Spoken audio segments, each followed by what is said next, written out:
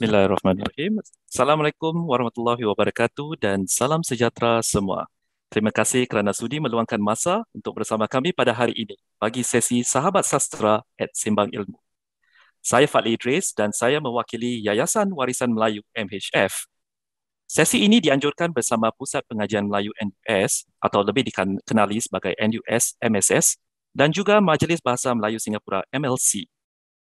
Sesi hari ini yang berjudul Nilai Warisan, Budaya, Bahasa, Sastra dan Seni Berlanggam akan menampilkan 5 panelis muda dan tidak lupa juga naib pengerusi MHF, Dr. Azhar Ibrahim Albi, seorang pensyarah yang tidak asing lagi di Jabatan Pengajian Melayu NUS selaku moderator bagi sesi ini.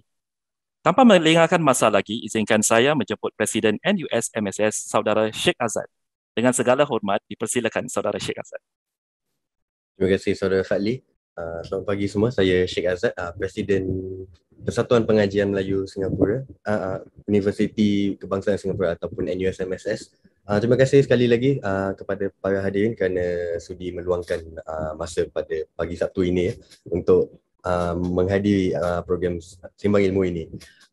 Siri Sembang Ilmu ini merupakan satu program di mana NUSMSS dan MHF atau Yayasan Warisan Melayu sering bergabung ke Naga, dan alhamdulillah kali ini kita dapat bersama dengan Majlis Bahasa dan sahabat-sahabat sastra kita, dan dengan itu izinkan saya menjemput Dr. Azhar untuk memberi sepatah dua. Dr. Azhar, silakan. Baik, terima kasih Saudara Sheikh, terima kasih Saudara Fadli. Ya. Bismillahirrahmanirrahim. Assalamualaikum warahmatullahi wabarakatuh. Salam sejahtera dan selamat pagi saudara-saudari, tuan-puan, bapa ibu yang dihormati. Baik, ini memang pagi Sabtu yang bertuah lah kerana kita dapat mengumpulkan bukan saja 3 badan, iaitu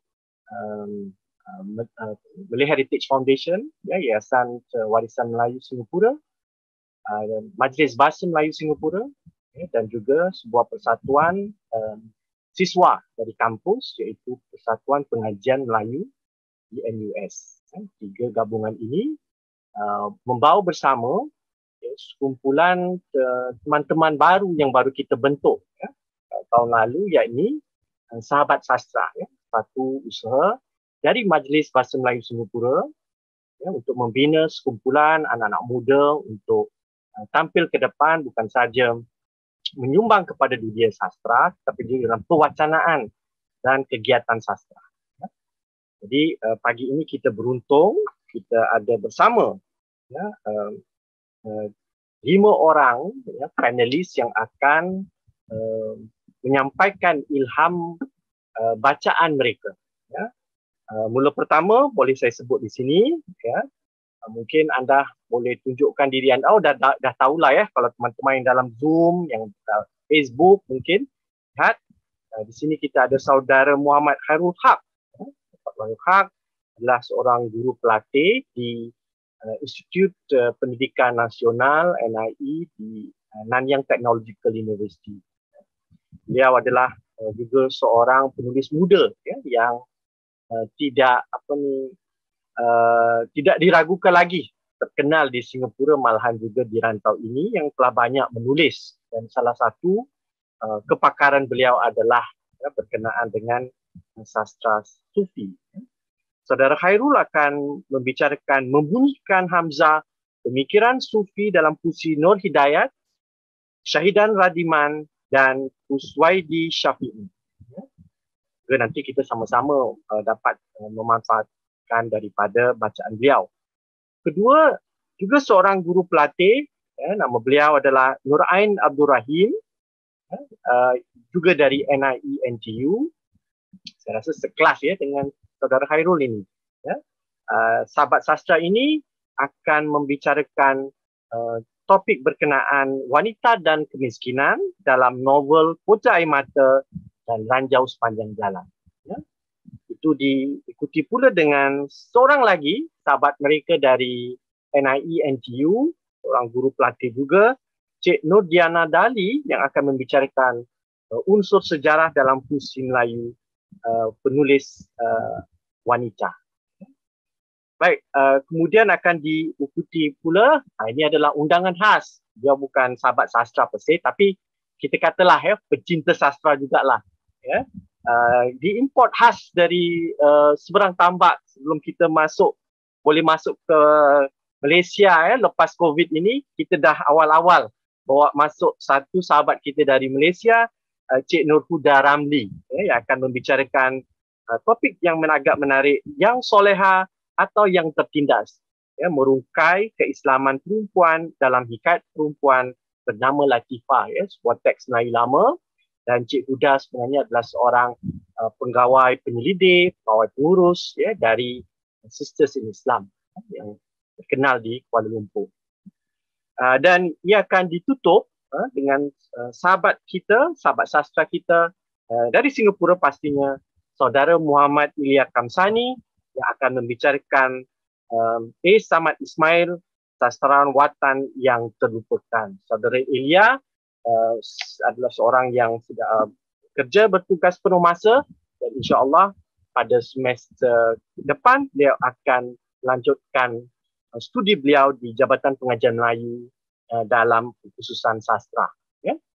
Baik, teman-teman, projek kita hari ini di bawah naungan saya sebut tadi, Sahabat Sastra dalam Majlis Bahasa, yang ditampung oleh Malay Heritage Foundation dan Persatuan Pengajian Melayu Singapura, akan dikumpulkan semua ini dalam satu projek namanya Nilai Warisan Budaya, Bahasa, Sastra dan Seni Berlanggam. Ini adalah siri pertama. Siri kedua kita akan ditampilkan 2 minggu selepas Lebaran. Jadi sama-sama kita ikuti, dan itu akan kita ada 3 lagi sahabat sastra yang akan tampil, dan 2 undangan juga dari luar. Antara yang akan ditampilkan pada siri kedua adalah Cik Hikmah, Suraya dan Ubaid. 3 sahabat sastra dari Singapura dan seorang peserta dari Malaysia iaitu Wan Khuzari, dan seorang peserta dari Indonesia iaitu Ahala Saur. Jadi sama-sama kita juga nantikan perbentangan mereka selepas. Buat masa ini, pada pagi ini kita akan bersama dengan sahabat-sahabat kita, dan kita mulakan sesi kita yang pertama. Setiap seorang akan diberikan 10 minit saja untuk membicarakan, dan kita ada penjaga masa akan menentukan waktunya pada minit ke-8, iaitu 2 minit sebelum tamat akan diberikan peringatan lewat chat. Dan teman-teman yang ada dalam Zoom atau dalam Facebook, nanti mungkin boleh selepas habis semua boleh bertanyakan soalan. Soalan boleh ditanya secara membuka mic secara langsung, ataupun menulis soalan-soalan anda lewat chat ataupun lewat Facebook.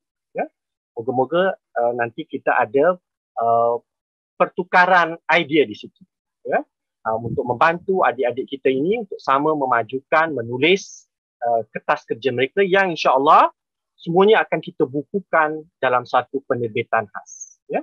Baik, tanpa membuang masa lagi, teman-teman semua dah bersedia? Kita mulakan dengan saudara Khairul Haq. Silakan saudara.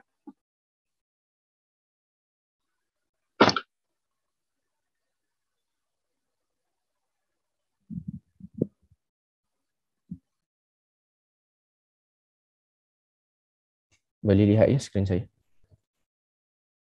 Assalamualaikum warahmatullahi wabarakatuh. Bismillah. Walhamdulillah. Selawat dan salam ke atas Rasulullah. Jadi awal sekali terima kasih kepada Dr. Azhar atas pengenalan dan juga sebagai tokoh yang menggerakkan sahabat sastra dan juga program pada hari ini. Dan seterusnya terima kasih kepada pihak penganjur dan juga kepada para hadirin sekalian yang sangat saya hargai kehadirannya. Jadi insya-Allah pada hari ini saya akan membicarakan topik yang saya beri nama membunyikan hamzah.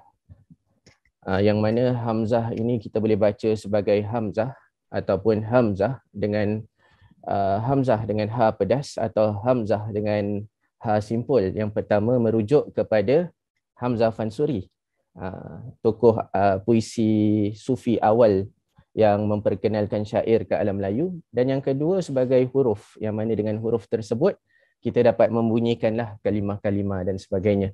Dan saya akan membicarakan pemikiran sufi dalam puisi Nur Hidayat, Allah yarham, dalam puisi Syahidan Radiman, dan juga dalam puisi Kiai Kuswaidi Syafi'i. Dan saya akan memperkenalkan sedikit tentang latar belakang mereka nanti. Jadi kandungan saya agak mudah, iaitu pengenalan puisi Nur Hidayat, puisi Syahidan Radiman dan puisi Kiai Kuswaidi. Dan akan membuat rumusan. Jadi Nur Hidayat, Allah yarham, Nur Hidayat, beliau telah meninggal pada tahun 2007. Beliau nama benarnya ialah Ibrahim bin Haji Muhammad. Beliau agak masyhur di Singapura, pernah aktif pada tahun 70-an dan mungkin awal 80-an. Beliau mengisi ruang-ruang kritik di berita harian dan sebagainya, dan beliau menulis cerpen dan puisi. Dan seterusnya Radin M. Kamil, Radin Muhammad Kamil, nama pinanya, atau juga dikenali sebagai nama benarnya, iaitu Profesor Syahidan Radiman. Beliau merupakan profesor bersara dalam bidang fizik dan beliau banyak menulis karya-karya tasawuf juga, karya-karya sufi. Dan seterusnya Kiai Kuswaidi Syafi'i, seorang kiai daripada Indonesia yang mana beliau juga banyak mengajar ilmu tasawuf selain daripada menulis puisi. Selain itu beliau juga banyak menulis kritik sastra, khususnya dalam daripada perspektif kesufian. Jadi itu sekadar pengenalan secara ringkas berkenaan mereka dan mengapa saya memilih untuk membicarakan mereka. Antaranya ialah supaya kita mengetengahkan tokoh-tokoh yang mungkin kurang dibicarakan. Biasanya kalau di Singapura bila kita kata tokoh penyair sufi, kita akan rujuk kepada Haji Johar Buang. Kalau di Malaysia mungkin kita akan bicarakan tentang Suhaimi Haji Muhammad, dan kalau di Indonesia ada tokoh-tokoh lain seperti MH dan Gusmus. Jadi kita akan bicarakan awalnya tentang puisi Nur Hidayat. Saya hanya akan ambil petikan daripada puisi yang penuh, dan malangnya bagi Nur Hidayat, puisinya tidak sempat dihimpunkan dalam satu kumpulan puisi. Jadi apa yang ada ialah karya-karya eciran ataupun karya yang tercetak ataupun diterbitkan dalam karya antologi bersama, dan ada juga manuskrip tulisan beliau yang tidak sempat diterbitkan, ada di Perpustakaan Negara tetapi mengandungi beberapa puisi sahaja. Jadi puisi ini bertajuk Tempoh Bercinta, yang mana ditulis atau diterbitkan pada tahun 1985. Daripada puisi ini kita dapat lihat senja yang tidak pernah lekang adalah jari jemari kemanusiaan yang sentiasa menguis dan meracik dada sang rembulan dan membisukan segar bayu. Di dalam kita cuba mengenal apakah erti persaudaraan, seketika juga di dalam kita menyingkap maknawi insan yang sentiasa membukakan ruang kalbunya di jamah sepi, di dalam membentuk pengertian baik samawi atau ukhrawi. Jadi daripada sajak ini, apa yang kita boleh dapat ialah awalnya sajak ini sebenarnya satu sajak yang agak panjang. Ia bermula dengan menyingkap peristiwa Nabi Adam jatuh ke bumi, dan apa yang boleh kita dapat daripada sajak ini ialah memandang ke dalam diri untuk menemui makna kemanusiaan. Dan maknawi insan atau makna kemanusiaan itu sebagai satu jalan untuk kita kembali kepada Tuhan. Dan puisi ini berakhir dengan satu doa seorang kekasih yang ingin melihat wajah Tuhan, iaitu seorang kalau kita baca bahagian terakhir puisi ini, ia menyingkap tentang pada waktu malam bila para kekasih ingin berbicara dengan Tuhan. Dan itu sedikit daripada puisi Nur Hidayat. Pastinya banyak lagi boleh kita bicarakan, tetapi dalam perkongsian ringkas ini kita hanya akan lihat sedikit sahaja daripada apa yang telah beliau tulis. Dan seterusnya puisi oleh Profesor Syahidan Radiman atau Radin Muhammad Kamil puisi ini bertajuk Tajalli Tuhan dan ia diterbitkan dalam bukunya yang bertajuk Kepadamu Kufana. Jadi buku ini diterbitkan oleh Nusa Center dan Nusa Center dikelolakan oleh SM Zakir, seorang penerima Sirait Award. Jadi walaupun mungkin kurang diwar-warkan atau kurang dari sudut promosi itu kurang, dan kita pun mungkin kurang mengenali Profesor Syahidan Radiman, tapi puisinya berjaya diterbitkan oleh, kita kata, penerbit yang agak kelas lah, berprestige. Jadi puisinya bertajuk Tajalli Tuhan. Dan di manakah tajallinya dapat kau kecap? Jika boleh di rumah, pastikanlah itu yang kau harapkan, atau di pejabat, atau di makmal, atau dalam kosmologi, atau dalam entomologi dan proteomik. Saya pun susah nak sebut. Jangan terlambat sehingga nyawamu ditenggorokan. Jadi kita lihat puisi ini mengajak pembaca untuk memandang tajalli Tuhan. Tajalli merujuk kepada penzahiran ataupun kita kata manifestasi daripada ciptaan Tuhan. Di rumah, yang mana rumah ini boleh merujuk kepada rumah secara literal ataupun boleh merujuk kepada diri.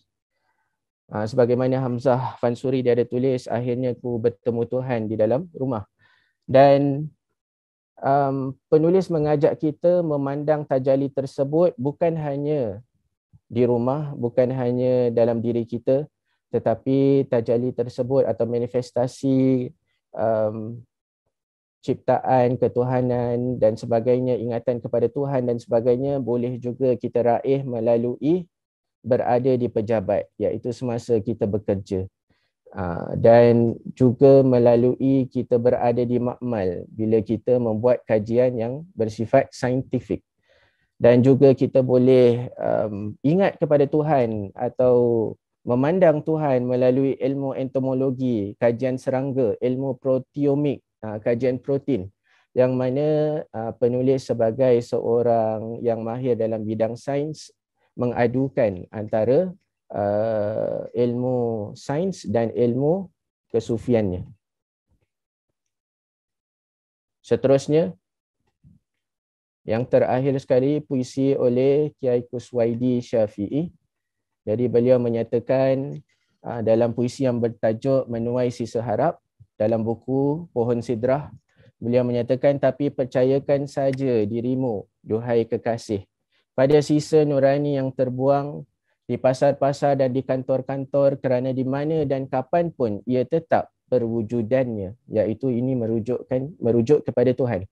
Iaitu Tuhan tetap Tuhan, Tuhan sebagaimana dia ada, tidak kira kita berada di masjid, tidak kira kita berada di pasar, tidak kira kita berada di pejabat. Jadi penulis mengajak kita atau ingin kita mempercayai diri kita dalam erti perjalanan menuju Tuhan, tidak menyerah kalah dalam perjalanan, kerana perjalanan tu mungkin agak payah. Hati manusia lalai daripada mengingati Tuhan di pasar dan di pejabat, iaitu tidak hanya kita ingat Tuhan semasa di masjid, tapi di mana-mana pun kita ingat Tuhan, tidak kira waktu. Dan mengingati Tuhan tidak semestinya di masjid dan atas tikar sembahyang, kerana di mana dan bila pun ada pesanan dan hikmah daripada Tuhan yang boleh direguk oleh nurani kita. Jadi nurani itu jangan terbuang di tempat-tempat yang mungkin kita anggap kurang sakral. Dan akhir sekali rumusan saya, karya penulis, 3 orang penulis ini lebih bersifat transidental dan terpisah daripada fenomena sosial yang berlaku di dunia nyata. Jadi mereka lebih banyak membicarakan tentang hubungan mereka dengan Tuhan, dan kemanusiaan yang mereka bicarakan juga akhirnya terhubung dengan Tuhan. Namun dunia nyata juga dilihat sebagai penzahiran ataupun tajalli Tuhan yang memperkenalkan manusia kepada Tuhan. Ini adalah sebagai lanjutan daripada teori tajalli yang ada dalam ilmu tasawuf. Terdapat ruang yang boleh diisi oleh para penyair sufi dalam membicarakan fenomena sosial ini berdasarkan perspektif kesufian. Contohnya wacana yang dibawa oleh Maulana Jalaluddin Ar-Rumi, yang mana dalam syairnya juga terdapat alegori berkaitan politik dan kritik sosial yang bernuansa pandangan kesufian. Jadi kalau kita lihat Masnawi dan sebagainya oleh Jalaluddin Rumi, beliau masih ada kritik kerajaan, kritik pemerintah, berbicara tentang kemiskinan dan sebagainya, walaupun akhirnya tetap dikaitkan dengan perkara-perkara yang terkait dengan kesufian. Dan akhir sekali, saya petik kata-kata SM Zakir dalam kata pengantar kepada buku Radin Muhammad Kamil ini, iaitu puisi-puisi ini mungkin sukar dimengerti tanpa ilmu dan pengalaman tasawuf, tetapi dari sisi yang lain ia juga jendela yang sedang membukakan penglihatan awam terhadap keindahan dunia tasawuf. Jadi mungkin ada yang mempersoalkan kenapa kita nak baca karya sufi yang mungkin payah untuk kita fahami, terutama karya-karya yang contohnya oleh Haji Johar Buang dan sebagainya. Tetapi ia sebagai satu cara untuk kita mengenal satu dunia rohani yang mungkin indah, yang boleh mungkin membukakan pengalaman-pengalaman yang mengasyikkan, pengalaman-pengalaman yang membina diri kita sebagai satu manusia yang lebih baik lagi, insya-Allah. Jadi saya akhiri dengan satu pantun. Sudah bertasbih burung Raja Wali, bernyanyi-nyanyi waktunya duha. Sudahlah fasih sufi berpuisi, sudahlah hati menjadi syurga. Terima kasih. Wabillahi taufiq wal hidayah. Wassalamualaikum warahmatullahi wabarakatuh. Baik, ya, terima kasih saudara Khairul, ya. Permulaan yang sangat baik, menenangkan kita semua, ya. Mengapresiasi bahawa tradisi sufi itu mempunyai kedalaman, ya, kedalaman kerohanian, kedalaman kemanusiaan dan kedalaman untuk mengisafi diri kita sebagai makhluk ciptaan Tuhan. Ya. Perjalanan sufi itu adalah perjalanan mendalamkan inti makna hidup itu. Terima kasih saudara, dan anda sebenarnya telah membuka jendela. Nanti saya rasa pastilah teman-teman kita yang di sana itu semua akan cari buku-buku yang anda syorkan tadi, ya, kecuali buku saudara Nur Hidayat itu, ya, yang belum ada kompilasinya sendiri. Yang dua terakhir itu sudah ada dalam pasaran dan mungkin dapat dirujuk. Ya. Kalau di Singapura banyak buku-buku sufi itu puisi moden sufi, ya, itu daripada Haji Johar Buang kita. Ya. Yang saya rasa nanti Khairul pun ke depan pun saya rasa arahnya ke situ, saya nampak. Ya. Moga-moga, ya, anda terus berkarya dan juga berwacana, ya, saudara. Terima kasih atas berbagi bacaan anda itu. Ya. Sekarang kita silakan pembicara kita yang kedua, ya. Cik Nodiana, silakan. Ya.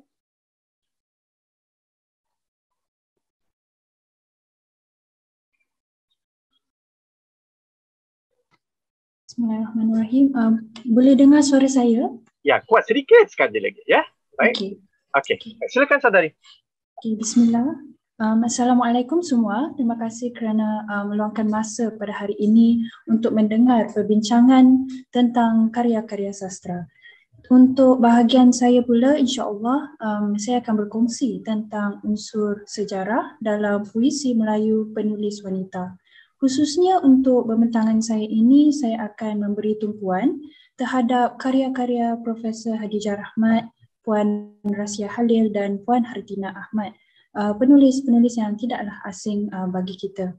Jadi kita akan lihat bagaimana penulis-penulis ini mengemukakan sejarah dan memperlihatkan aspek sejarah yang pelbagai. Sebelum kita mula melihat karya-karya mereka, penting untuk memahami dahulu konsep dan definisi sejarah yang sebenarnya tidak wajar kita sempitkan saja kepada definisi dalam kamus, iaitu salah silah atau peristiwa yang benar-benar berlaku pada waktu lampau. Kita boleh luaskan lagi pemahaman tentang sejarah ini kepada apa yang dikatakan oleh sarjana-sarjana, antaranya Profesor Dian Majid yang mengatakan dalam bukunya Ilmu Sejarah bahawa sejarah itu berlangsung terus sepanjang usia dan bukan merupakan sesuatu yang terhenti dan tertutup. Dan sejarah itu bersifat terbuka dan berkesinambungan. Oleh itu kita boleh lihat sejarah itu bukan sekadar sesuatu yang sudah berlaku tetapi masih bersambung dengan masa kini. Sejarawan dari Indonesia almarhum Profesor Mustika Zaid pula menekankan bahawa sejarah itu berkait rapat dengan perubahan. Sejarah itu ilmu tentang perubahan. Malah beliau juga membuat satu petikan daripada sejarawan dari Perancis yang bernama Marc Bloch yang mengatakan bahawa sejarah itu ialah the science of change, dan aspek sejarah ini kita akan lihat dalam beberapa karya yang kita akan bincangkan nanti. Kita mula terlebih dahulu dengan karya oleh Profesor Hadijah Rahmat.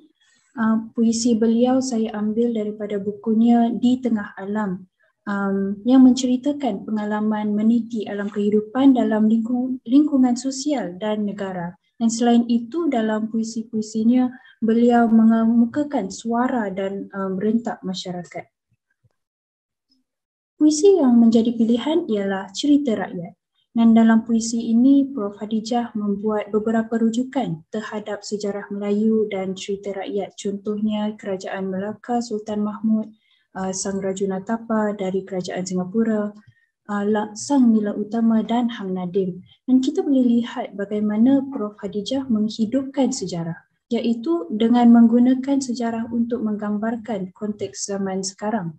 Jadi Prof mengatakan untuk tinggalkan dendam duka silam yang tertulis dan sebaliknya membangkitkan semangat Hang Nadim. Dan ini seperti satu nasihat bagi masyarakat sekarang untuk tidak hanya banyak memperkatakan dan menekankan tentang sejarah yang silam dan gelap, tetapi juga meraihkan dan meneruskan semangat tokoh-tokoh dalam sejarah seperti Hang Nadim dan Sang Nila Utama. Maka unsur sejarah dalam puisi Prof. Hadijah Rahmat ini bukan sekadar penceritaan semula, tetapi boleh merupakan satu pemerhatian terhadap pemikiran masyarakat Melayu pada suatu masa dahulu yang kita lihat masih diteruskan sekarang. Boleh dikatakan juga bahawa puisi Prof. Hadijah itu memberikan satu hindsight atau menggunakan pengalaman yang lalu untuk mengatakan apa yang sepatutnya kita lakukan. Maka Prof telah mentafsir sejarah dengan bermakna sebagai satu persediaan untuk masa akan datang. Contohnya, menghadapi masa hadapan berbekalkan semangat Hang Nadim dan jangan bergenang saja dalam kegelapan sejarah yang silam, tetapi ambil iktibar dan melangkah ke hadapan untuk mencari mahkota Sang Nila Utama, iaitu untuk teruskan ada semangat cinta terhadap bangsa dan berjuang untuk masyarakat. Karya seterusnya ialah karya Puan Rasia Halil daripada bukunya Nyanyian Si Anak Dagang yang menunjukkan perjuangan terhadap bahasa, menceritakan sejarah penindasan dan penjajahan yang dilalui masyarakat Melayu serta membangkitkan isu-isu warisan budaya Melayu. Puisi yang saya bincangkan ialah yang berjudul Peristiwa, di mana Puan Rasia Halil menceritakan penjajahan oleh kaum kolonial Peringgi dahulu. Jadi kita lihat terdapat dualisme atau prinsip yang saling bertentangan yang digunakan oleh Puan Rasia untuk mengedepankan keadaan pada waktu tersebut. Contohnya, mereka yang disingkirkan sebenarnya suka diperhamba dan penjual budak pula dianggap perwira. Dan dualisme seperti ini memberikan kita gambaran yang terang dan jujur tentang penjajah Peringgi, kuasa mereka yang hirut-birut, dan memberikan satu persepsi terhadap sejarah silam yang mungkin kita terlepas pandang. Dan Puan Rasia menawarkan dimensi yang halus tapi tegas dalam penggalian semula sejarah ini, menjadikan puisi ini satu bahan dokumentasi sejarah dalam media estetik, iaitu dalam bentuk puisi. Jadi menerusi puisi Puan Rasia ini juga, pembaca juga terpanggil untuk menilai kembali sejarah yang tertulis dengan menyoal apa yang kita sudah tahu tentang sejarah dan mengetahui sejarah yang sebenarnya yang mungkin kurang difikirkan. Jadi seperti kata sarjana tadi, bahawa sejarah itu bukan suatu masa yang terhenti dan tertutup, tetapi terus digali dan dinilai dan difahami sampai sekarang. Kita beralih pula kepada Puan Hartinah Ahmad. Karyanya saya pilih daripada buku berjudul Gandura. Jadi ulasan oleh penulis lain mengatakan buku Puan Hartinah ini memperlihatkan satu transisi antara masa lampau yang syarat dengan keaslian dan kejujuran dengan masa kini yang dihadapi dengan sikap baharu. Menerusi puisi-puisinya ini, Puan Hartinah memberikan paparan kehidupan masa lalu melalui imej-imej yang bernuansa. Puisi yang dipilih, Sekuntum Bunga Kecil Biru di Landasan Kereta Api Tanah Melayu. Jadi puisi ini tidak menggambarkan sejarah seperti mana sejarah digambarkan dalam puisi-puisi sebelum ini oleh Prof. Hadijah dan Puan Rasya. Jadi Puan Hartinah mengemukakan sejarah yang terikat pada mercu tanda atau satu tempat yang penting dalam sejarah, iaitu Kereta Api Tanah Melayu. Jadi seperti yang kita maklum, adalah ceritanya di sebalik Kereta Api Tanah Melayu, sejarah sistem gerabak yang bermula sewaktu zaman penjajahan Inggeris, kemudian ada perundingan antara Singapura dan Malaysia, dan ini diketengahkan oleh Puan Hartinah dengan halus dalam puisinya, di mana beliau mengatakan sejarah sudah terhenti dari berjalan dan berlawan, dan pedulikan permainan janji yang sentiasa berubah. Oleh itu kita boleh lihat bagaimana sastra ini boleh menjadi dokumentasi tempat bersejarah sebenarnya, lebih-lebih lagi untuk generasi yang akan datang yang sekarang yang belum tahu tentang mercu tanda seperti ini. Dengan cara Puan Hartinah yang lembut dan reflektif juga pembaca terpanggil untuk merenung sejarah Kereta Api Tanah Melayu. Puan Hartinah menulis puisi yang serupa yang telah memenangi pertandingan Anugerah Pinamas 3 tahun yang lalu, iaitu puisi Sekati Tamban, Secekap Bayam dalam Bakul Rotan.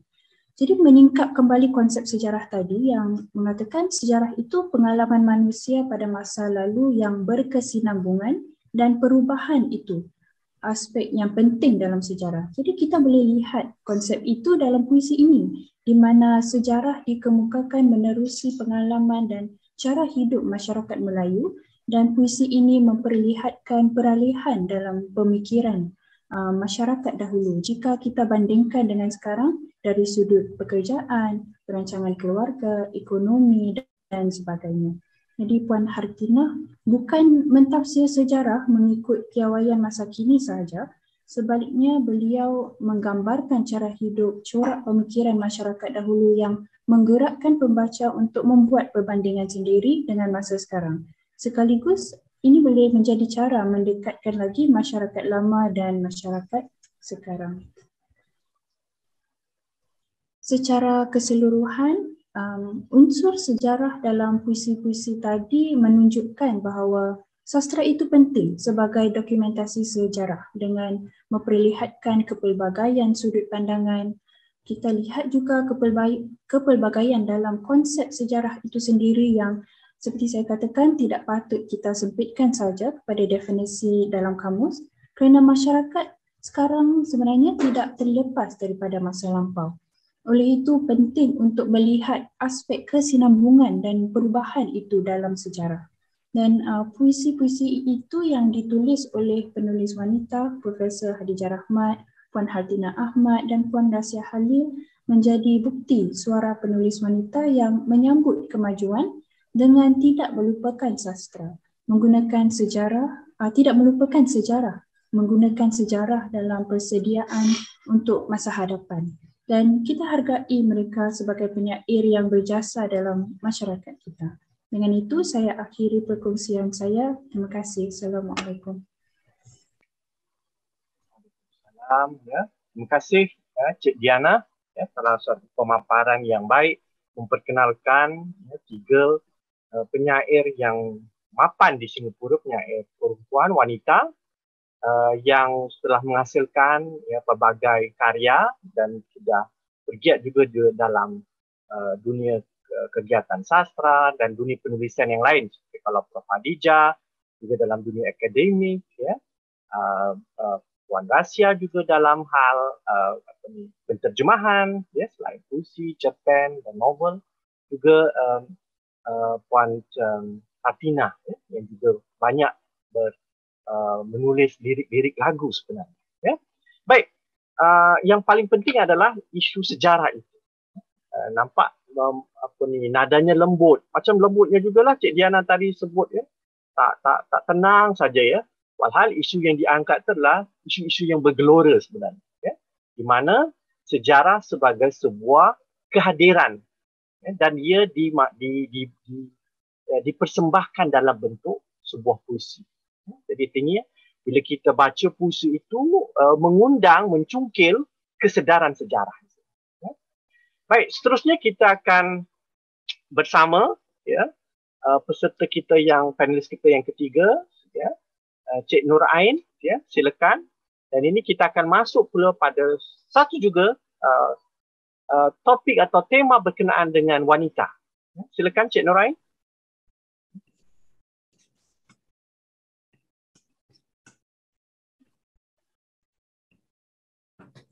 Baik, selamat sejahtera. Boleh dengar suara saya? Ya, kuat sikit lagi. Ya.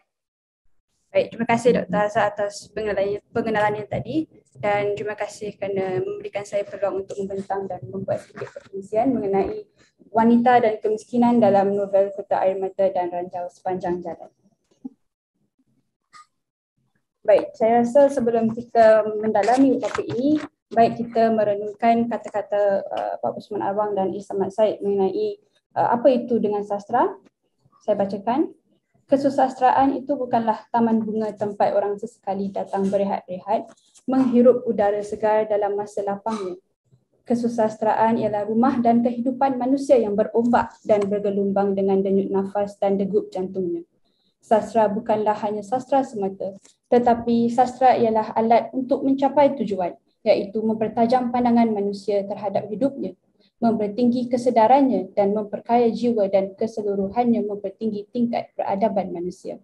Baik, jadi dalam kita meneliti perihal wanita dan kemiskinan, daripada ini kita dapat lihat bahawa sastra itu ada tujuan dan matlamatnya, dan ia adalah tujuan untuk mempertajam pandangan manusia, dan daripada ini kita dapat lihat mungkin dari sudut hubungan kemanusiaan, hubungan manusia dengan manusia, alam dan Tuhan dan sebagainya, seterusnya mempertinggi kesedarannya, iaitu menghayati masalah-masalah sosial ataupun masalah yang berlaku di sekelilingnya dan mengambil peduli tentangnya. Dan yang terakhir sekali, mempertinggi tingkat, memperkaya jiwa dan yang keseluruhannya mempertinggi tingkat peradaban manusia, dapat kita katakan mungkin sebagai membangunkan nilai moral dalam diri kita sebagai pembaca dan ahli masyarakat. Tanpa membuang masa, saya akan terus masuk ke Kota Air Mata, iaitu sebuah novelet ataupun novel kecil yang ditulis oleh Cikgu Muhammad Latif Muhammad sekitar tahun 1977. Dan saya rasa ramai yang telah membaca karya ini. Jadi yang tertera ialah mungkin sedikit ringkasan, dan saya bacakan sedikit bahawa Ani itu adalah seorang remaja perempuan yang berlatarkan keluarga yang dihimpit kemiskinan. Dan seperti yang kita tahu dalam novel tersebut, Cikgu Latif menceritakan tentang ayahnya yang pemabuk, kaki pukul dan sebagainya, dan Ani juga mempunyai seorang guru yang tidak berempati terhadap keadaannya.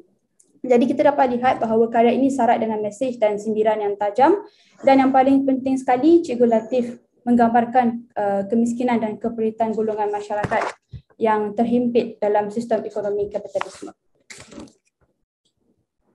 Seterusnya kita dapat lihat tentang wanita dan kemiskinan melalui air mata seorang Ani, dan melalui itu kita dapat melihat kemiskinan wanita, dan saya telah jungkil beberapa nukilan daripada novelet tersebut. Dan apa yang kita dapat lihat ialah kemiskinan wanita itu dapat kita lihat daripada sudut Mak Munah, Ani dan kakak Ani sendiri.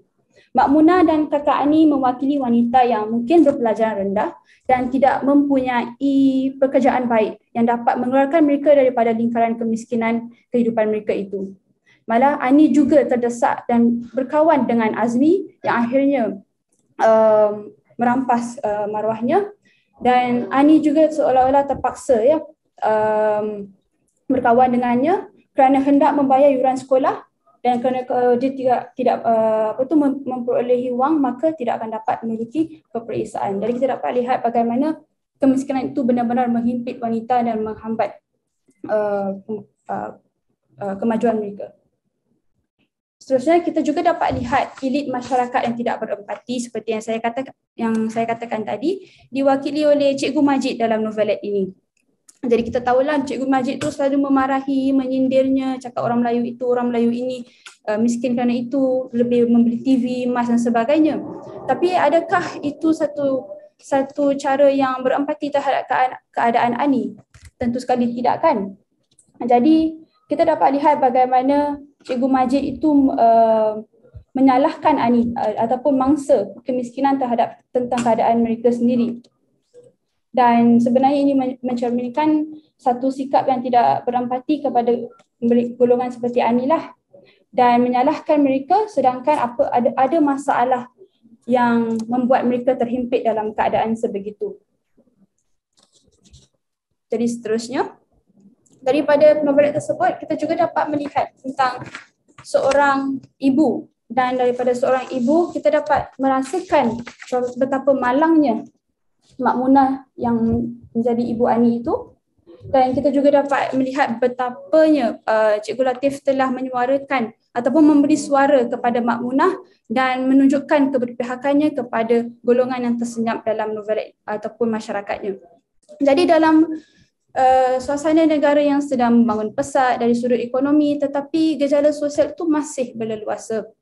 Dan daripada malangnya Mak Munah ni kita dapat melihat gambaran keganasan keluarga yang seolah-olah disenyapkan ataupun didomestikasikan. Perempuan yang selalu menjadi mangsa dan terkorban. Isu moral seolah-olah menjadi satu duri dalam daging dan menghambat kemajuan masyarakat. Dan malangnya tiada yang menyebelahi nasib yang menimpa. Dan kalau kita lihat, Mak Munah hanya bergantung kepada agama sahaja yang menjadi harapannya untuk mengharapkan suaminya itu berubah dan keluar daripada keadaan yang mencengkami itu. Seterusnya saya akan beralih kepada novel Ranjau Sepanjang Jalan yang saya rasa juga ramai telah membacanya ketika di bangku sekolah.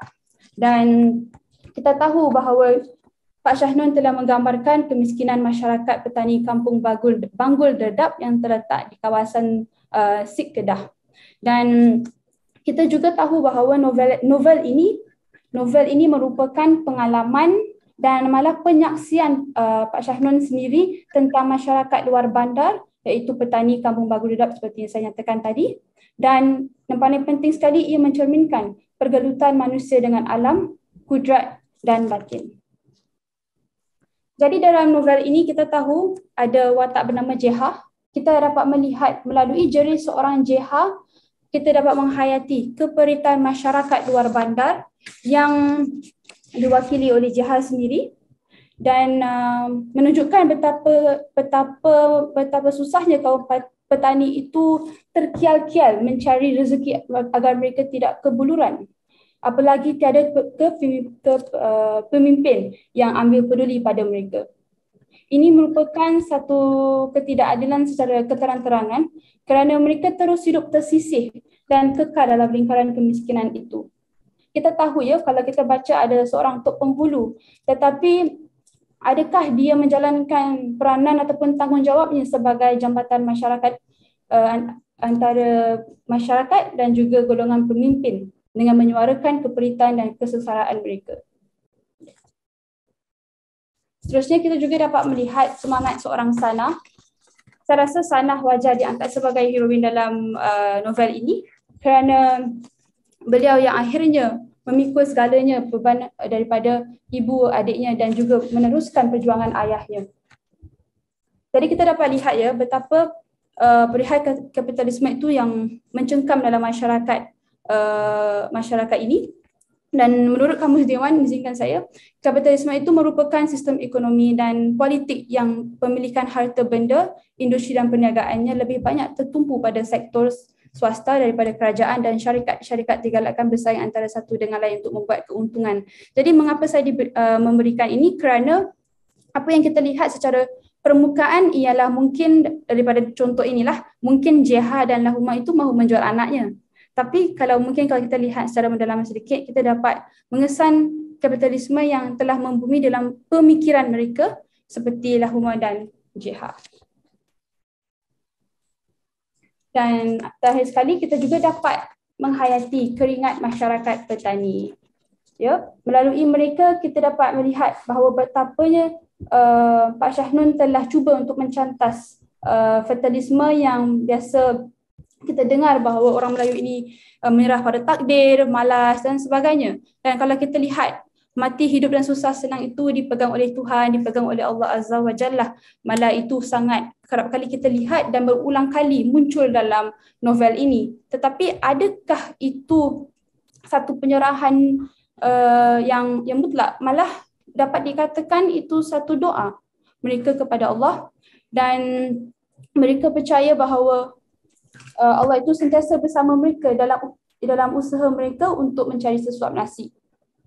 Jadi seperti yang saya katakan tadi, itu bukanlah satu kita tak sepatutnya membuat satu tuduhan bahawa mereka itu menyerah kepada takdir dan berputus asa. Malah mungkin tidaklah keterlaluan untuk mengatakan bahawa Syahnun Ahmad telah mencantas perihal pribumi pemalas.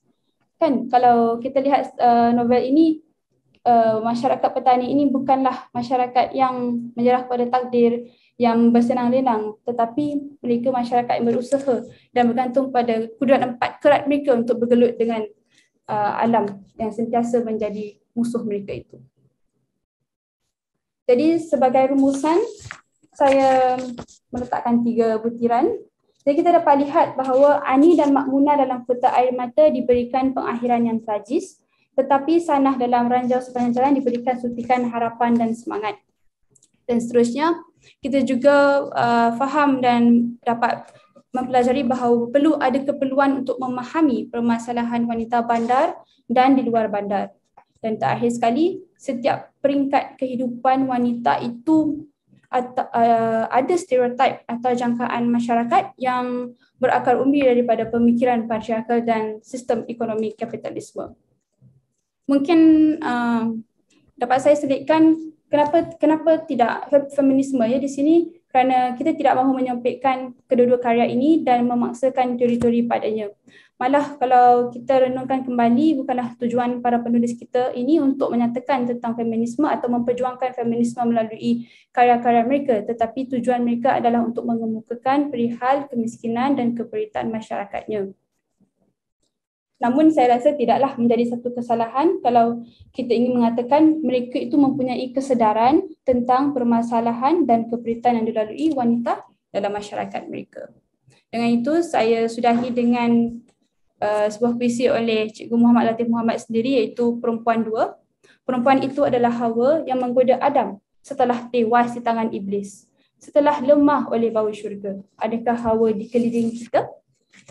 Jadi wanita itu berhak menerima keadilan yang sama seperti kita lihat dalam air mata seorang Ani, malangnya Makmunah, jerih seorang Jiha dan semangat seorang Sanah. Dengan itu, terima kasih.